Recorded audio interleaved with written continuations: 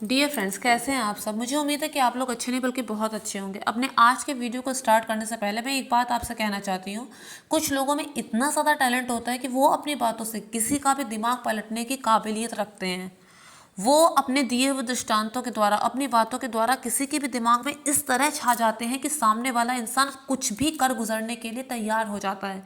26/11 का जो अटैक है ना, वो इसी पर आधारित है। वो 10 आतंकवादी समुद्र के रास्ते से मुंबई में दाखिल हुए। कुछ तो लापरवाही हुई होगी। अगर उसी समय पे उस लापरवाही को अवॉइड किया जाता तो हो सकता है उन्हें वहीं पर रोक दिया जाता। उसके बाद जहाँ जहाँ वो लोग गए उन्होंने बम ब्लास्ट करना शुरू कर दिया, उन्होंने गोलीबारी करनी शुरू कर दी। जितने ज़्यादा से ज़्यादा लोगों को वो मार सकते थे उन्होंने ऐसा किया। और जब भी वो किसी को मारते थे उनके चेहरे पे एक अजीब सा सुकून था, अजीब सी खुशी थी। ये हैवानियत होती है कुछ लोगों में, कुछ गलत करने के बाद, दो में लड़ाई कराने के बाद, या फिर कुछ कराने के बाद, खुद से कुछ कराने के बाद, फिर पीछे हाथ झाड़ के खड़े हो जाने के बाद होती है कुछ लोगों में ऐसी काबिलियत। लेकिन यहाँ पर उस काबिलियत की पराकाष्ठा थी कि यहाँ पर वो कुछ भी करने के लिए, कुछ भी कर गुजरने के लिए तैयार हो गए। उन लोगों ने वो सब कुछ किया। उसके बाद होटल ताज के सामने भी ये नरसंहार हुआ था। उसके बाद कुछ पीड़ित लोग अपनी जान बचाने के लिए ताज होटल के अंदर एंटर होना चाहते थे। वहाँ पे सिक्योरिटी जो थे उन लोगों ने बातचीत करने के बाद उन्हें अंदर किया, लेकिन ये ध्यान नहीं दिया कि ये सारे पीड़ित हैं, कहीं इनमें से कुछ लोग आतंकवादी तो नहीं। उसके बाद जो उनमें से जो आतंकवादी लोग जो पीड़ित के बीच में छिपे हुए थे होटल ताज के अंदर एंटर हो गए। उसके बाद बाकायदा उन्होंने अपना सामान निकाला और वहाँ पर लोगों को मारना शुरू कर दिया गया।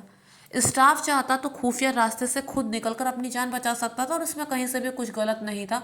अपनी जान बचाना भाई क्या गलत है, सबके देह परमप्रिय स्वामी।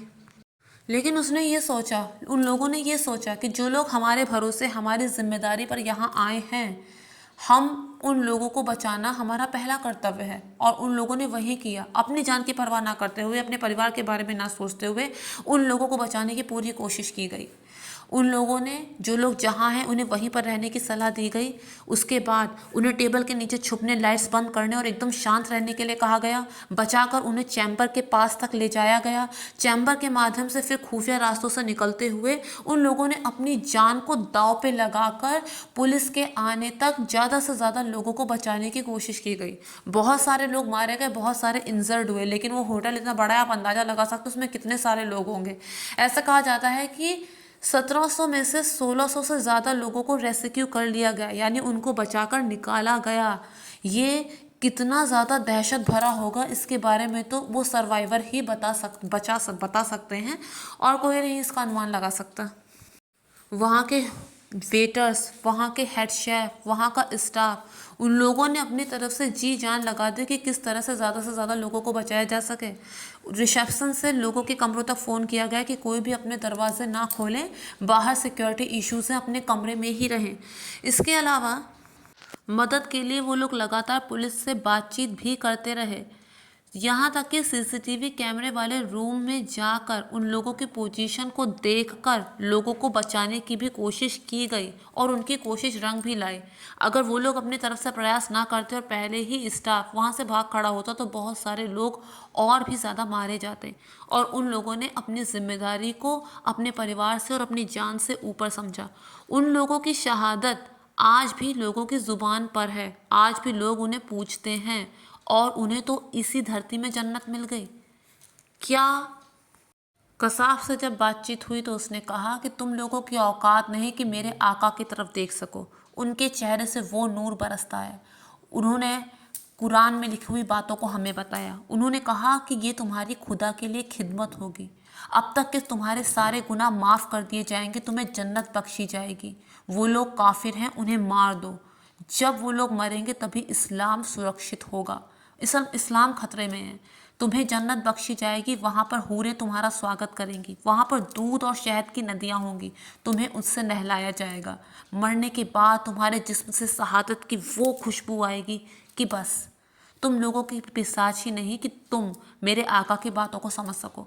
उस पुलिस अधिकारी ने कहा कि तुम लोगों ने क्या सोचा है कि खाली तुम्हारे आका ने ही कुरान पढ़ी है, हम लोग अनपढ़ और गंवार हैं। कुरान में साफ लिखा गया है कि जिहाद का मतलब सिर्फ अपना इतना होता है कि अपने अंदर की बुराई को मारो, अपने अंदर के शैतान को मारो। और तुम जो कह रहे हो कि जन्नत, अगर सच्चे दिल से अपने गुनाहों की तौबा कर लो तो भी जन्नत कहीं नहीं गई है। जन्नत तो दूर, अगर नर्क में भी कोई शैतान बैठा होगा तो उसने तेरे साथियों को वहां से लात मार के निकाल दिया होगा। ये तेरे साथियों की सड़ी गुड़ी लाश पड़ी हुई है, सूंघ इन्हें, क्या इनसे शहादत की खुशबू आ रही है? अरे बहुत से लोग ऐसे भी हैं जिन्होंने अपनी जान को कुर्बान कर दिया दूसरों को बचाने में। उन्हें तो इसी जन्म में इसी धरती में जन्नत मिल गई, और तूने क्या किया? एक बार अपने ज़मीर से नहीं पूछा कि जो मैं कर रहा हूँ वो गुनाह है, उनका कसूर क्या है? अरे औरतों और छोटे छोटे बच्चों से तेरे इस्लाम को कौन सा खतरा था? पढ़ाई लिखाई और अपनी समझ सिर्फ इसीलिए है कि हम अपने निर्णय स्वयं ले सकें, हमें अच्छे और बुरे का ज्ञान हो। कई बार ऐसा भी होता है कि हम बोलना और काम करना बहुत पहले सीख जाते हैं, लेकिन क्या बोलना है और क्या करना है ये सीखने में हमारी पूरी ज़िंदगी बीत जाती है।